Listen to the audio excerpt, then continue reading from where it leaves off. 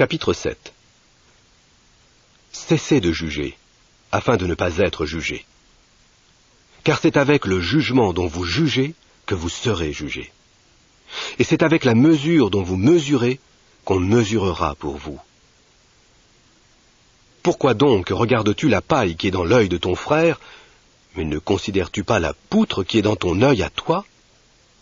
Ou comment peux-tu dire à ton frère, « Permets que je retire la paille de ton œil », alors que, voici, une poutre est dans ton œil à toi? Hypocrite! Retire d'abord la poutre de ton œil, et alors tu verras clairement comment retirer la paille de l'œil de ton frère. Ne donnez pas ce qui est sain aux chiens, et ne jetez pas vos perles devant les porcs, de peur qu'ils ne les piétinent avec leurs pieds, et que se retournant, ils ne vous déchirent.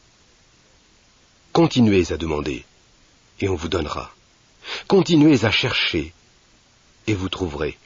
Continuez à frapper, et on vous ouvrira.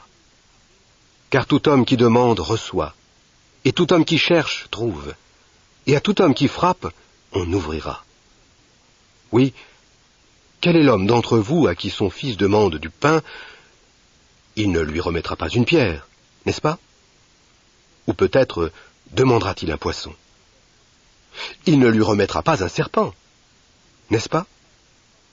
Si donc vous, bien que vous soyez méchants, vous savez donner des dons qui sont bons à vos enfants, combien plus votre Père qui est dans les cieux donnera-t-il de bonnes choses à ceux qui le lui demandent? Donc, tout ce que vous voulez que les hommes fassent pour vous, de même vous aussi, vous devez le faire pour eux. C'est là en effet ce que signifie la loi et les prophètes.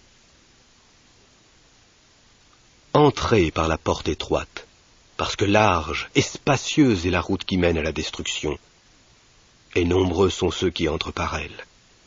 Tandis qu'étroite est la porte, et resserrée la route qui mène à la vie, et peu nombreux sont ceux qui la trouvent. Méfiez-vous des faux prophètes, qui viennent à vous en vêtements de brebis, mais qui au-dedans sont des lourds rapaces. C'est à leurs fruits que vous les reconnaîtrez. On ne récolte jamais des raisins sur des épines ou des figues sur des chardons, n'est-ce pas? De même, tout bon arbre produit de beaux fruits, mais tout arbre pourri produit des fruits sans valeur. Un bon arbre ne peut porter des fruits sans valeur, ni un arbre pourri produire de beaux fruits. Tout arbre qui ne produit pas de beaux fruits est coupé et jeté au feu.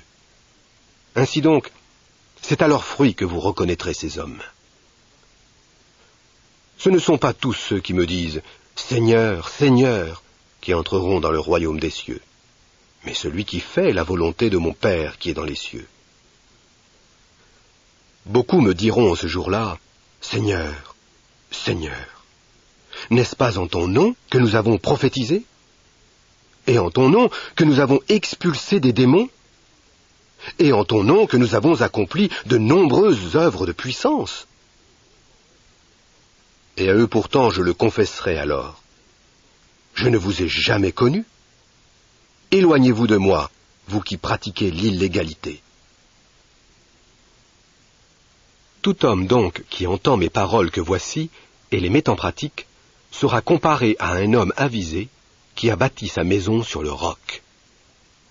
Et la pluie est tombée à verse, et les inondations sont venues, et les vents ont soufflé et ont battu cette maison, mais elle ne s'est pas effondrée, car elle avait été fondée sur le roc.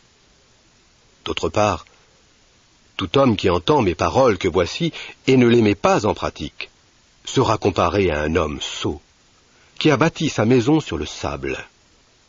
Et la pluie est tombée à verse, et les inondations sont venues, et les vents ont soufflé et ont heurté cette maison, et elle s'est effondrée, et sa chute a été grande. Or, quand Jésus eut achevé de dire ces paroles, l'effet fut que les foules étaient frappées de sa manière d'enseigner, car il les enseignait en homme qui a pouvoir, et non pas comme leurs scribes.